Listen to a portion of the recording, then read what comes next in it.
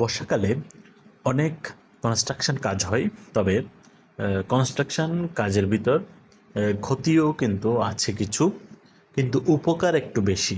বর্ষাকালে যদি আপনি কনস্ট্রাকশনে কোনো কাজ করেন সেক্ষেত্রে উপকার অনেক বেশি, কিন্তু কিছু সমস্যাও আছে। সেক্ষেত্রে হচ্ছে আপনি যখন ছাদ ঢালাই করবেন, বিশেষত ছাদ ঢালাই করতে গেলে আপনি যদি কোনো রকম ফ্লোর ঢালাই না করে যদি ছাদ ঢালাই করেন, সেই ক্ষেত্রে যে সমস্যা হতে পারে, সেক্ষেত্রে উপর থেকে পানি পড়ে যখন যেই সেন্টারিং আছে সেই সেন্টারিং যদি বসে যায়, বালি যদি নিচে নেমে যায়, তাহলে অবশ্যই ছাদ ফেটে যেতে পারে, ছাদের যে কোনো দুর্ঘটনা ঘটতে পারে, নানাবিধ সমস্যা হতে পারে।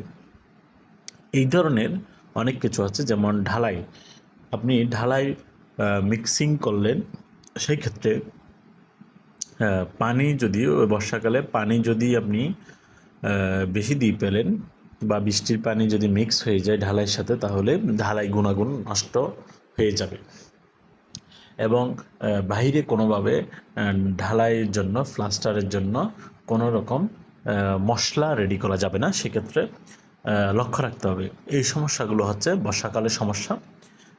মূলত ছাদ ঢালাইয়ের জন্য বেশি ক্ষতিকর সেটা হচ্ছে যদি বৃষ্টি না থাকে, সেক্ষেত্রে আপনি বর্ষাকালে ছাদ ঢালাই করতে পারবেন এবং ফ্লোর ঢালাই করতে হবে। ফ্লোর ঢালাই না করলে আসলে সবসময় এই সমস্যাটা হয়। ফ্লোর ঢালাই সবসময়ের জন্য ফ্লোর ঢালাই না করে কোনো দিন ছাদ ঢালাই করবেন না। এটা ছাদের অনেক সমস্যা হয়, ফেটে যেতে পারে, ছাদের দুর্ঘটনা ঘটতে পারে, ভেঙে যেতে পারে, যে কোনো সমস্যা হতে পারে।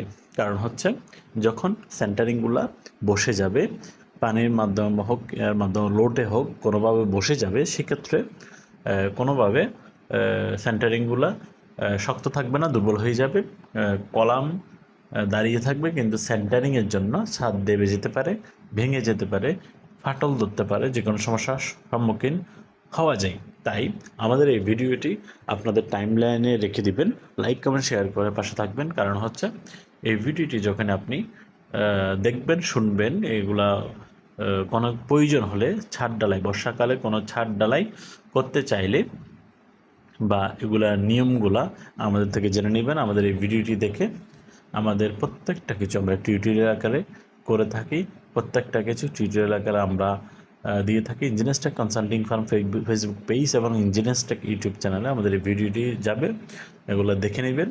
সব সময়ের জন্য আমরা যে কোনো কিছু সতর্ক করি।